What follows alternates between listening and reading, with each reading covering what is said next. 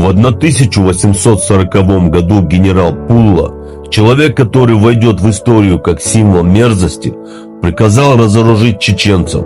Селения горели, мужчин сажали в тюрьмы, а потом он сказал фразу, которая взорвала всю Чечню. «Мы почти разоружили Чечню, осталось только снять шаровары с их женщин».